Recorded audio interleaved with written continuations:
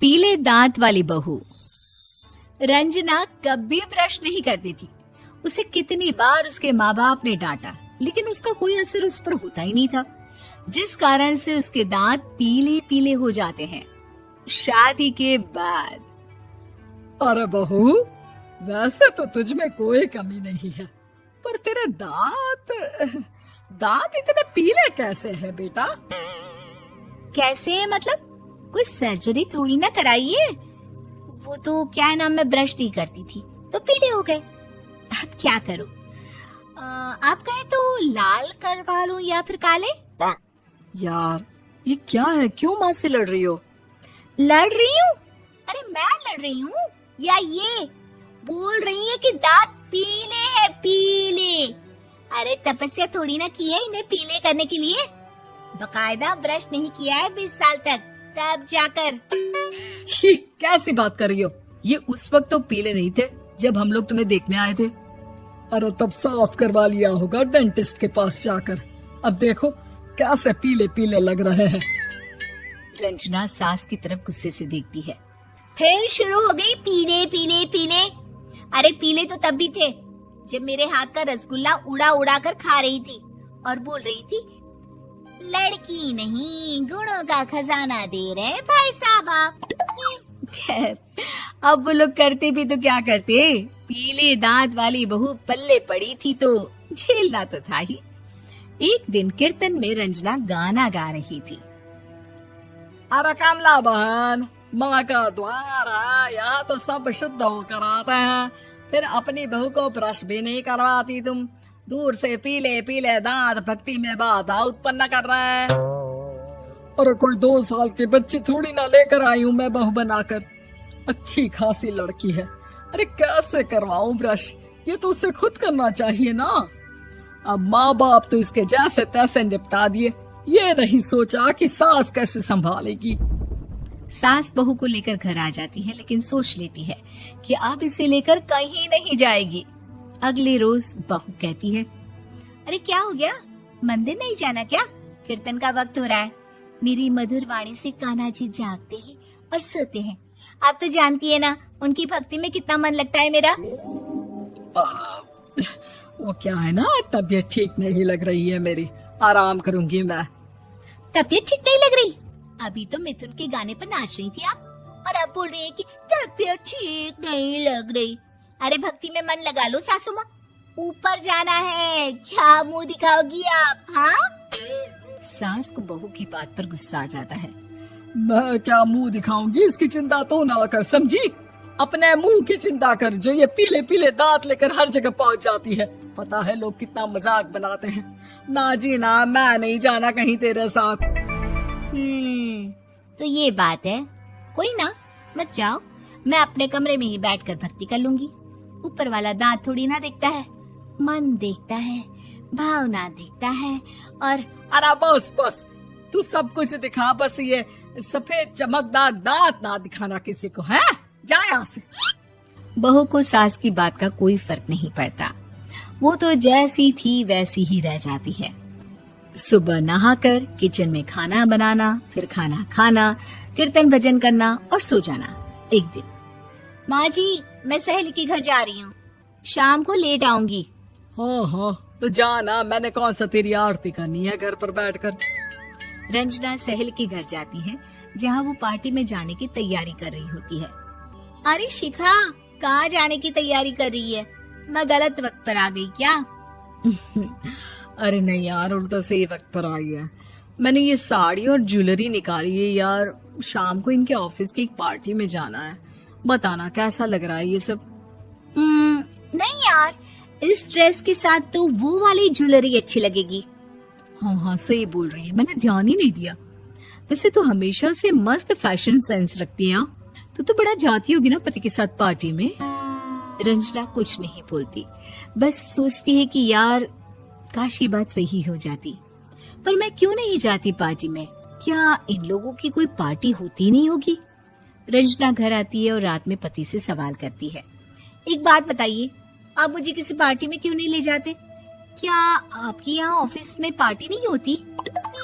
पति बेचारा क्या कहता कि दांत पीले हैं तुम्हारे इसलिए। अरे कोई पार्टी होती नहीं हम लोगों के ऑफिस में, तो कहाँ से लेकर जाऊं? और मार्केट, मॉल, कहीं वीकेंड घूमना, कहीं तो। अरे यार, सारे हफ्ते में एक छुट्टी मिलती है, तो सोचता हूँ कि आराम ही कर लूं। क्यों? रंजना मन मार के रह जाती है। पहले कभी सास के साथ मंदिर जाया करती थी, लेकिन वो भी सास ने ले जाना बंद कर दिया। घर बैठी बैठी रंजना बोर हो जाती है। तभी उसे आइडिया आता है और वो मायके जाने का सोचती है। सासू माँ, 2 दिनों के लिए मम्मी के घर जा रही हूँ। अच्छा अच्छा, ठीक है, आराम से जा। और हाँ, माँ से कुछ अच्छी आदत सीख कर आना कि कैसे शरीर के हर भाग की तरह दांतों की सफाई भी जरूरी होती है, समझी? शुरू हो गई ना आप। वो लोग आपकी तरह नहीं है कि छोटी छोटी बात का बतंगड़ बना दे। उन लोगों के लिए मैं मायने रखती हूँ, ना कि मेरे पीले पीले दांत। रंजना माँ को बिना बताए उन लोगों को सरप्राइज देती है, लेकिन जैसे ही वो दरवाजे पर पहुँचती है, अंदर देखती है कि घर वाले कहीं जा रहे होते हैं। अब माँ, काश रंजना दीदी के दांतों वाली प्रॉब्लम नहीं होती, तो वो भी हम लोगों के साथ चलती ना बुआ जी की बेटी की शादी में। हाँ बेटा, लेकिन अब उसे कौन समझाए कि उसको उसके पीले दांत नहीं दिखते, लेकिन उसके आसपास के लोगों को कितना एम्बैरेसिंग फील कराते हैं। मुझे तो कितनी बार उसके स्कूल की टीचर ने शिकायत की कि उसके साथ कोई लड़की बैठना भी नहीं चाहती, और ना ही कॉलेज में कोई उससे बात करना चाहता था। लेकिन पता नहीं क्यों उसे ये बात समझ में ही नहीं आती। कोई कमी नहीं है उस लड़की में, बस यही कि दांत पीले हैं। वो तो भला हो जीजा जी और उनकी माँ का, जो दीदी को जैसी है वैसे ही रखा हुआ है। रंजना को अपने घर वालों की बात सुनकर बहुत दुख होता है। वो सोचती है कि वो क्या करे, लेकिन फिर वो सीधा डेंटिस्ट के पास जाती है, अपने दांत चमकाती है और कसम खाती है कि वो रोज ब्रश करेगी। अरे क्या हो गया? तुम तो 2 दिनों के लिए गई थी ना? पर कोई ना, अच्छा है, चलो आ गई तो। रंजना सास के सामने आकर खड़ी हो जाती है और पूरी स्माइल करती है, उसके चमकदार दांतों को दिखाती हुई। हैं? चले मंदिर। माँ, मुझे माफ कर दीजिए, मैंने आप लोगों को बहुत एम्बैरेसिंग फील करवाया। मैं आज से रोज ब्रश करूंगी।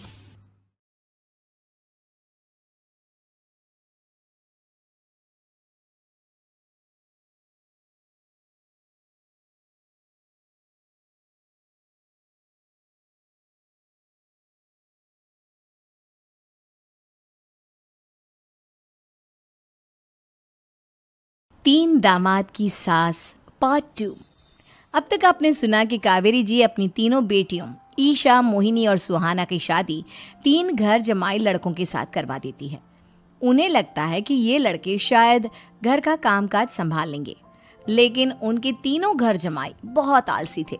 वो नौकरी भी नहीं करते थे और बाहर का काम भी नहीं। कावेरी जी ने अपनी बेटियों से कहा कि वो प्रेगनेंसी का बहाना बनाकर अपने पतियों को सबक सिखाए। अब सुनिए आगे। मम्मी, आपने जैसा कहा था हमने वैसा ही किया, लेकिन देखिए ना, विवेक का हाल तो वैसा का वैसा ही है। घर में ना सुबह का नाश्ता बनता है और ना खाना। नौकरी पर जाने की बात करूं तो खाने को दौड़ते हैं मुझे। हाँ मम्मी, मैंने भी सुमित को कितनी बार कहा कि अगर नौकरी नहीं करनी तो कोई छोटी सी दुकान ही खोल लो, घर का खर्चा कैसे चलेगा। देखो दोपहर के 12 बजने आए और जनाब अभी तक सो रहे हैं। हाँ मम्मी, ईशा और सुहाना ठीक कहती हैं। अविनाश का भी यही हाल है।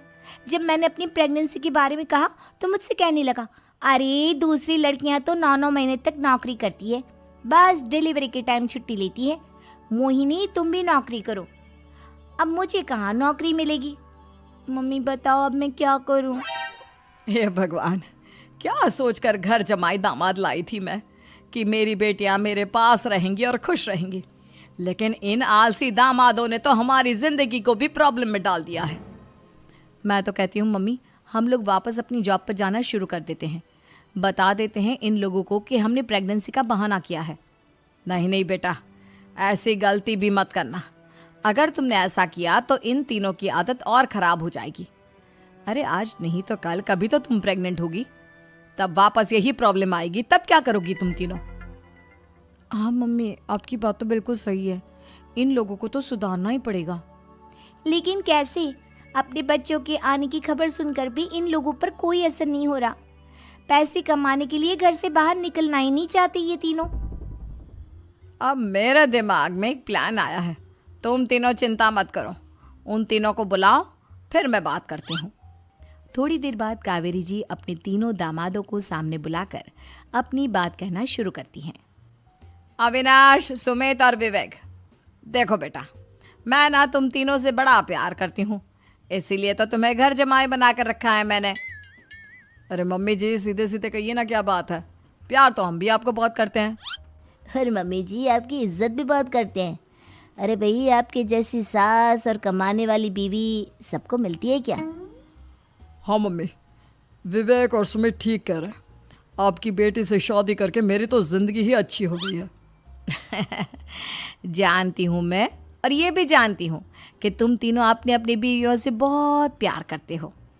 बेटा, बात ऐसी है कि हमारे कुल गुरु ने कहा है कि प्रेग्नेंट होने के बाद मेरी तीनों बेटियां शुरू के 4 महीने हमारे गांव में जाकर रहेगी, जहां मेरे चाचा जी रहते हैं। अरे लेकिन क्यों मम्मी, गांव में जाकर रहने की क्या जरूरत है इन तीनों को? वो क्या है ना बेटा, हमारे परिवार को एक श्राप है। अगर मेरी बेटियों ने यहाँ पर बच्चा पैदा करने की कोशिश की तो उनके बच्चों को कुछ भी हो सकता है। इसलिए अब से लेकर 4 महीने पूरे होने तक इन्हें गांव वाले घर में रहना पड़ेगा। हाँ, तो इसमें प्रॉब्लम क्या है मम्मी जी? हम भी वहाँ जाकर रहेंगे, पिकनिक मनाएंगे। अरे भाई, बीवी जहाँ हम भी वहाँ। हाँ यार, आइडिया तो बहुत अच्छा है। शहर की ज़िंदगी में रह रहकर परेशान हो चुके हैं, अब कुछ दिन गांव में बिताएंगे। तुम लोग समझने की कोशिश क्यों नहीं करते?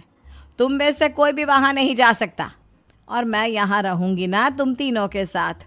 4 महीने की तो बात है, उसके बाद ये तीनों ही लौट कर आ जाएंगी। ठीक है मम्मी जी, अब हमारे बच्चों का सवाल है तो ये तो करना ही पड़ेगा। कावेरी अपनी तीनों बेटियों को कुछ दिन के लिए घर से बाहर कहीं दूसरे शहर में रहने के लिए भेज देती है। कुछ दिनों के बाद, अरे मम्मी जी, बहुत दिन से पिज्ज़ा नहीं खाया, मंगवाइए ना। क्या बताऊं बेटा, पहले तो बेटियां खर्चा दे देती थी क्योंकि उनकी नौकरी थी, लेकिन अब तो मेरे पास पैसे ही नहीं बचे। थोड़े बहुत पैसे हैं जो बच्चों की डिलीवरी में काम आएंगे। लेकिन मम्मी जी, आपकी बेटियों को वापस आने में तो अभी बहुत वक्त बाकी है। वही सोच सोच कर परेशान हो रही हूँ।